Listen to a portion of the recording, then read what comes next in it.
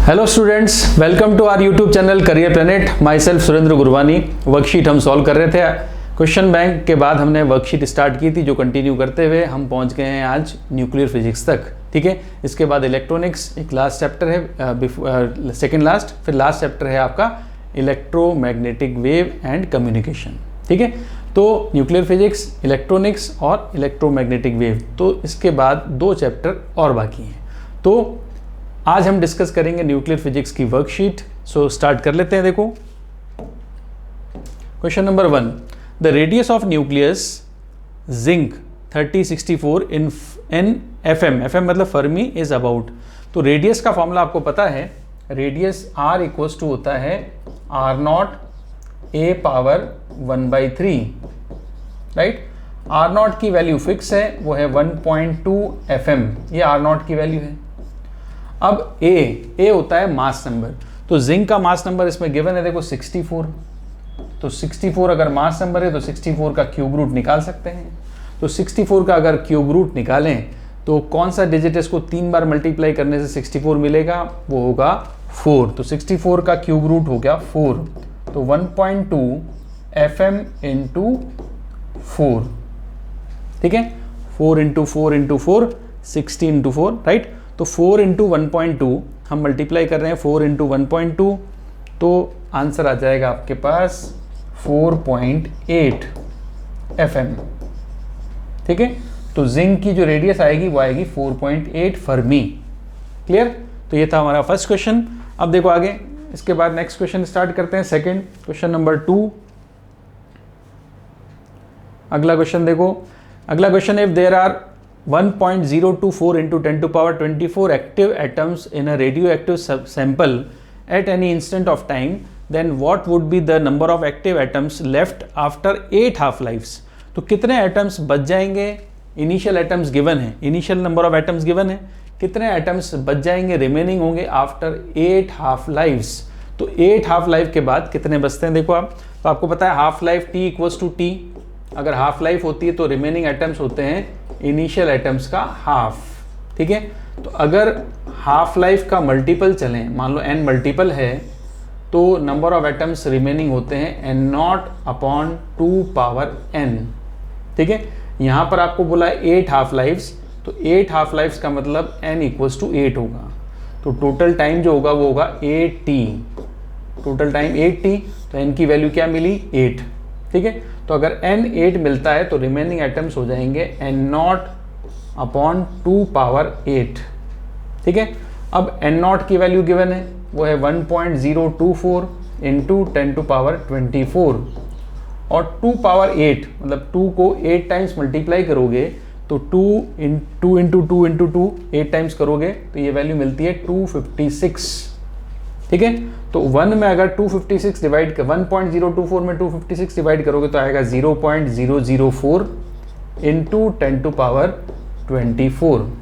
ठीक है, तो यहाँ पर अगर मैं 3 जीरो इससे मल्टीप्लाई कर लूँ तो मैं लिख सकता हूँ 4 इंटू 10 टू पावर 21। तो कितने एटम्स रिमेनिंग होंगे आफ्टर 8 हाफ लाइव्स? तो इसका करेक्ट ऑप्शन होगा आपका बी, करेक्ट ऑप्शन है बी। ठीक है, नेक्स्ट पे चलते हैं। देखो अगला, 2 protons are at 10 angstrom distance from each other. The nuclear force and electrostatic force between them is Fn and Fe. तो न्यूक्लियर फोर्स तो है Fn और इलेक्ट्रोस्टैटिक फोर्स है Fe। ठीक है, अब 2 प्रोटॉन्स हैं, इनके बीच में डिस्टेंस देखो कितनी है, 10 एंगस्ट्रॉम। 10 एंगस्ट्रॉम डिस्टेंस है, तो डिस्टेंस जो लिखी है R की वैल्यू वो है 10 एंगस्ट्रॉम।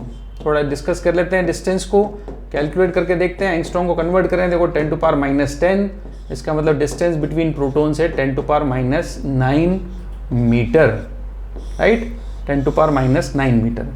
बट आपको पता है जैसा कि न्यूक्लियर फोर्स के लिए, जो न्यूक्लियर फोर्स होता है ये डिस्टेंस पे बहुत ज़्यादा डिपेंड करता है, डिस्टेंस बिटवीन चार्जेस पे, क्योंकि न्यूक्लियर फोर्स एक्ट होता है बिटवीन न्यूक्लियॉन्स, और न्यूक्लियॉन्स पाए जाते हैं न्यूक्लियस के अंदर, और न्यूक्लियस की साइज़ 10 टू पावर -15 के ऑर्डर में होती है, मीन्स फर्मी के ऑर्डर में होती है। तो जब तक डिस्टेंस फर्मी के लेवल पे नहीं आती है तब तक न्यूक्लियर फोर्स एक्ट नहीं करता है, राइट। तो ये तो डिस्टेंस बहुत ज़्यादा है, 10 to power -9, R is very very greater than FM, Fermi, so nuclear force तो यहाँ पर एक्ट करेगा नहीं, इलेक्ट्रोस्टैटिक फोर्स स्ट्रांगली एक्ट करेगा। तो यहाँ पर आप देखोगे इलेक्ट्रोस्टैटिक फोर्स एक्ट करेगा, न्यूक्लियर फोर्स बहुत कम होगा, नेग्लेक्ट होगा, नेग्लिजिबल होगा। तो electrostatic force is very very greater than Fn। ठीक है, तो ये ध्यान रखना, इंपॉर्टेंट क्वेश्चन हुआ। वैसे आपको पता है न्यूक्लियर फोर्स तो स्ट्रॉन्गेस्ट फोर्स है, strongest force in the nature is called nuclear force.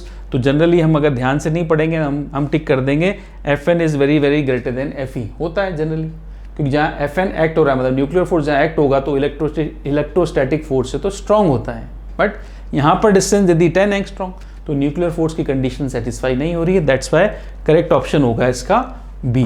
Clear now, तो नेक्स्ट ऑब्जेक्टिव क्वेश्चन पे आए थे। इसके बाद देखो अगला ऑब्जेक्टिव क्वेश्चन है the binding energy per nucleon for a deuteron and alpha particle are x1 and x2 respectively, then free energy Q released in fusion reaction, तो Q की वैल्यू क्या होगी। ठीक है, तो पर न्यूक्लियन दे दिया, देखो energy, binding energy per nucleon दिया है, ड्यूट्रॉन के लिए x1 है। ठीक है, तो कितने ड्यूट्रॉन है दिख रहा है आपको इक्वेशन में, रिएक्शन में 2 ड्यूट्रॉन आपके यहाँ पर यूज कर रहे हैं। ठीक है, पर न्यूक्लियन एनर्जी दे दी आपको x1। तो यहाँ पर आप देखोगे इस रिएक्शन में तो एनर्जी ऑफ फर्स्ट ड्यूट्रॉन क्या होगा 2x1, energy of second neutron क्या होगा 2x1, और हमारे पास जो हीलियम बनेगा, हीलियम की पर न्यूक्लियन एनर्जी कितनी है x2, तो रिमेनिंग एनर्जी क्या मिलेगी हमें 4x2 per nucleon. x1 x2 क्या है पर न्यूक्लियन एनर्जी, इसलिए मैंने यहाँ पर 2 से मल्टीप्लाई किया और वहाँ पर 4 से। तो रिएक्शन से पहले एनर्जी क्या होगी टोटल, इन दोनों को प्लस कर लेते हैं 4x1, और रिएक्शन के बाद एनर्जी क्या रिमेनिंग होगी 4x2। तो एनर्जी जो रिलीज होगी वो आप इजीली कैलकुलेट कर सकते हो, करेक्ट ऑप्शन होगा इसका B 4x1 minus 4x2। 4x1 reaction से पहले और 4x2 रिएक्शन के बाद आपके पास बच गई, तो रिलीज होने वाली इसको सब्ट्रैक्ट कर लोगे। ठीक है, नेक्स्ट देखो the nucleus with highest binding energy per nucleon. तो आपको पता है बाइंडिंग एनर्जी कर्व आप सब लोगों ने पढ़ा होगा, एक इंपॉर्टेंट कर्व होता है। ठीक है, हालांकि इसमें नहीं है एनर्जी कर्व, मैं आपको फिर बता दूं एनर्जी कर्व इंपॉर्टेंट है, क्वेश्चन बैंक में भी क्वेश्चन आया था एनर्जी कर्व का। तो बाइंडिंग एनर्जी कर्व मतलब बाइंडिंग एनर्जी पर न्यूक्लियन का मास नंबर के साथ ग्राफ बनाते हैं, तो ग्राफ जो बनता है इसको बाइंडिंग एनर्जी कर्व कहते हैं। ठीक है, उस ग्राफ को जब एनालिसिस किया गया उसमें देखा कि पीक जो मिलता है ग्राफ का वो मिलता है आयरन के लिए 56 Fe26, इस पीक मिलता है, इसका मतलब बाइंडिंग एनर्जी पर न्यूक्लियन सबसे ज़्यादा होती है आयरन के लिए। ठीक है, नेक्स्ट देखो अगला, सच positive particle which is made of 2 protons and 2 neutrons. ठीक है, ऐसा कौन सा पॉजिटिव पार्टिकल है जो 2 प्रोटॉन और 2 न्यूट्रॉन से मिलकर बना है, तो हम कह सकते हैं इसको 2He4। ठीक है, तो इसमें आप आंसर दोगे हीलियम न्यूक्लियस, इसका आंसर होगा हीलियम न्यूक्लियस। ठीक है, नेक्स्ट देखो what is of atom present in atoms nucleus on which the element in given place in periodic table. ठीक है, पीरियोडिक टेबल में एलिमेंट को प्लेस दिया गया किस बेस पर, किस क्वांटिटी या किस कैरेक्टर के बेस पे, उसको कहते हैं एटॉमिक नंबर। तो आपको पता है पूरी पीरियोडिक टेबल एटॉमिक नंबर के हिसाब से अरेंज की गई है। तो atomic number of atom present in the atom nucleus on which the element in given place in the periodic table. ठीक है, अब देखो ये था फिल इन द ब्लैंक्स का। अगला क्वेश्चन देखो फिल इन द ब्लैंक्स में the atom of same element whose atomic number is equal and mass number are different. तो ऐसे एटम्स जिनका एटॉमिक नंबर इक्वल होगा बट मास नंबर अलग अलग होगा उनको बोलते हैं आइसोटोप्स।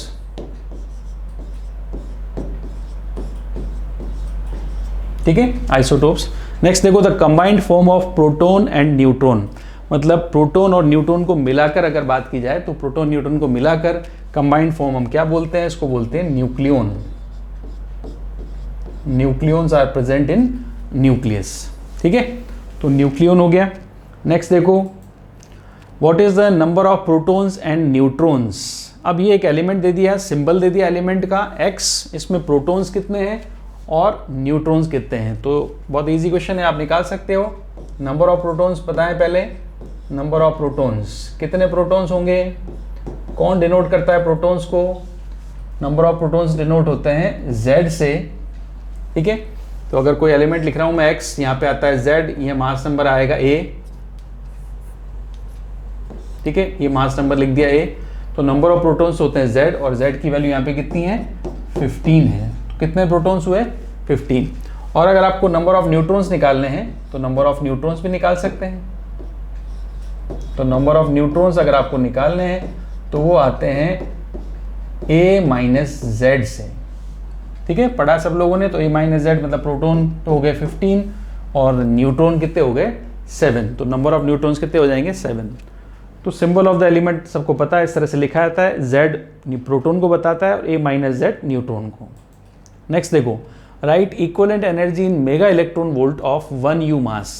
1 u मास क्या है 1 u मीन्स आपको पता है एटॉमिक मास यूनिट है। एटॉमिक मास यूनिट को अगर एनर्जी में कन्वर्ट करते हैं तो इक्विवेलेंट एनर्जी आपको लिखनी है, energy of 1 u mass equals to 931 mega electron volt, ठीक है, 931 मेगा इलेक्ट्रॉन वोल्ट पर 1 u मास, पर u कह सकते हैं हम, पर u ये एनर्जी होती है, ठीक है। तो जब भी आपको एनर्जी चाहिए तो 1 u मास की एनर्जी होती है 931, 2 u मास होगा तो उसका डबल कर लोगे और हाफ u मास होगा तो उसका आधा कर लोगे। नेक्स्ट देखो, on what type of chain reaction of fission in nuclear reactor based.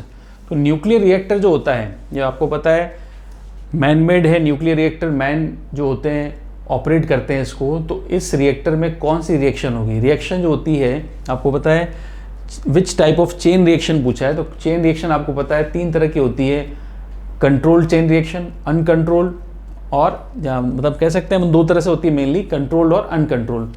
तो कंट्रोल चेन रिएक्शन पे बेस्ड होगा कि अनकंट्रोल पर, तो आपको पता है क्योंकि रिएक्टर है और लोग चलाते हैं इसको, लोग यूज़ करते हैं इसकी एनर्जी को, तो ये बेस्ड होगा कंट्रोल्ड चेन रिएक्शन।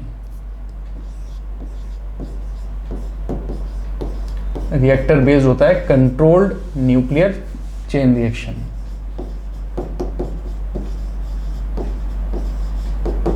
ठीक है, चेन रिएक्शन 2 टाइप की होगी, कंट्रोल और अनकंट्रोल। तो ये डिपेंड करता है कंट्रोल्ड चेन रिएक्शन पे, ठीक है। नेक्स्ट देखो, तो ये तो सिंपल क्वेश्चन था, इजी। अगला देखो, right the name of any one moderator. तो मॉडरेट करने वाला जो न्यूट्रॉन्स को स्लो डाउन करता है रिएक्टर में, वो क्या है, एक आपको एग्जांपल देना है। तो इसमें आप एग्जांपल दोगे, सबसे अच्छा एग्जांपल है इसका heavy water, heavy water D2, ठीक है। तो right the name of any one moderator, तो लिख दिया हैवी वाटर D2O, क्लियर। अगला देखो, a radioactive element whose mass number is 218 and atomic number is 84 emits beta particle। तो ये एक इम्पॉर्टेंट पार्ट होता है डीके वाला, कि कोई भी एलिमेंट है इसका मास नंबर और एटॉमिक नंबर दे रखा होगा, एटॉमिक नंबर 84 है और मास नंबर 218 है, ठीक है। इसने एक पार्टिकल एमिट किया बीटा। अभी कौन कौन से पार्टिकल एमिट कर सकता है, अल्फा कर सकता है, बीटा कर सकता है, बीटा माइनस करेगा या बीटा प्लस करेगा, और नेक्स्ट आता है गामा। तो सबके कैरेक्टरिस्टिक्स आपको पता होने चाहिए। तो इसने एक पार्टिकल एमिट कर दिया बीटा, ठीक है। अब बीटा पार्टिकल एमिट किया मतलब वो इलेक्ट्रॉन होता है, तो E-10, इसको बोला है बीटा माइनस, ठीक है। तो अगर ये पार्टिकल एमिट हुआ है तो what would be the mass number and atomic number of element after decay.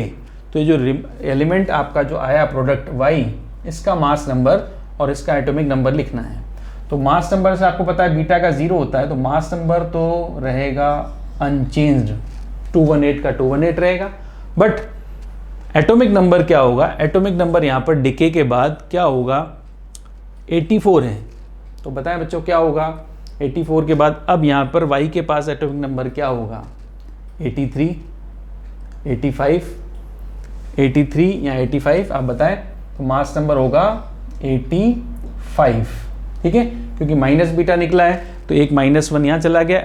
आपको पता है रिएक्शन में मास नंबर और एटॉमिक नंबर कंजर्वेशन हम लगा सकते हैं, कंजर्व होता है। तो 84 था तो बाद में भी 84 होना चाहिए रिएक्शन के बाद भी, तो 85 -1 तो 84 होगा, ठीक है। इस तरह से हम कहते हैं कि जो प्रोडक्ट न्यूक्लियस होगा इसका मास नंबर तो होगा 218 और एटॉमिक नंबर हो जाएगा 85 after emitting beta particle, beta minus particle.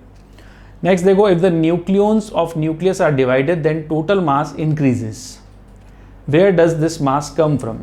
ठीक है, तो ये आपने पढ़ा है रिएक्शन में मास डिफेक्ट, आपने एक टॉपिक पढ़ा है मास डिफेक्ट। मास डिफेक्ट होता है जब भी न्यूक्लियॉन्स को मिलाकर कोई न्यूक्लियस बनाया जाता है तो मास में कमी आ जाती है, इसको कहते हैं मास डिफेक्ट। यहाँ पर इसका रिवर्स पूछा है कि जब किसी न्यूक्लियस को डिवाइड करेंगे, हम न्यूक्लियस को डिवाइड कर रहे हैं, ठीक है, तो न्यूक्लियस जब कंबाइंड होता है उसका मास कम होता है। जब इसको डिवाइड करेंगे तो डिवाइड करके जो इसके कॉन्स्टिट्यूएंट पार्टिकल्स हैं उनका टोटल मास करोगे तो आपको मास इंक्रीज मिलेगा। ये कहाँ से मास आया है, तो आप कह सकते हो where does mass come from, तो mass will come from binding energy, क्योंकि इसको आपको ब्रेक करने के लिए, डिवाइड करने के लिए रिक्वायर्ड होगी बाइंडिंग एनर्जी, बाइंडिंग एनर्जी की रिक्वायरमेंट होगी। ठीक है, और बाइंडिंग एनर्जी की वैल्यू जो आती है, ये बाइंडिंग एनर्जी अगर आप दोगे तो ये एनर्जी मास में कन्वर्ट हो जाएगी, तो डेल्टा एम सी स्क्वायर। ठीक है, तो ये एनर्जी आती है डेल्टा एम, यहाँ पर मास डिफेक्ट है। ये क्या होता है, मास डिफेक्ट। ठीक है, इससे हम निकाल सकते हैं बाइंडिंग एनर्जी। तो ये जो बाइंडिंग एनर्जी हम देंगे इसको, तो डिवाइड करने के लिए बाइंडिंग एनर्जी देंगे, तो ये एनर्जी क्या होगी, मास में कन्वर्ट हो जाएगी। ये binding energy will be converted into mass, तो डेल्टा एम मास इंक्रीजेस, डेल्टा एम इंक्रीजेस। ठीक है, डेल्टा एम क्या होगा, इंक्रीज हो जाएगा, इतना मास इंक्रीज होगा, और ये कहां से आएगा, बाइंडिंग एनर्जी से। ठीक है, क्लियर है। नेक्स्ट देखो अगला, in a hydrogen molecule there are 2 protons and 2 electrons. In the behavior of hydrogen molecules, the nuclear force between these protons are always neglected. Why? अब यहाँ पर बोल रहा है कि हाइड्रोजन मॉलिक्यूल है, यहाँ पर इस क्वेश्चन में बोला है हाइड्रोजन मॉलिक्यूल है, तो मॉलिक्यूल में तो आपको पता है ये हाइड्रोजन मॉलिक्यूल है H2, तो मॉलिक्यूल में क्या होगा, जो प्रोटॉन होंगे वो प्रोटॉन के बीच में जो डिस्टेंस होगी ये यहाँ पर बॉन्ड लेंथ के अकॉर्डिंग और न्यूक्लियर फोर्स के कंडीशन के अकॉर्डिंग ज़्यादा होगी। ठीक है, तो यहाँ पर जो डिस्टेंस आएगी 2 प्रोटॉन्स के बीच में, वो हम कह सकते हैं R की वैल्यू जो होगी, it is very very greater than Fermi. ठीक है, तो यहाँ पर ध्यान से देखना, हाइड्रोजन मॉलिक्यूल की बात कर रहा है, तो मॉलिक्यूल में दोनों प्रोटॉन बहुत दूर हो जाएंगे, distance between both protons is very very greater than 1 Fermi. 1 Fermi कह सकते हैं इसको, very very greater than 1 Fermi.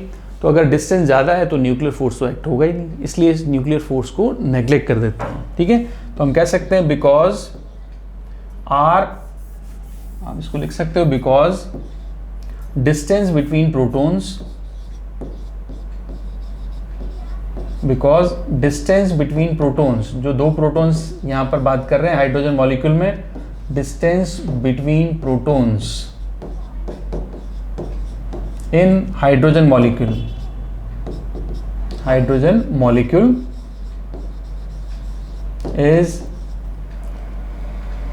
is more than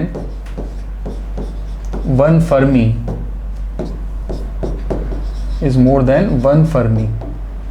so nuclear force Fn लिख सकते हैं is negligible, so Fn is negligible।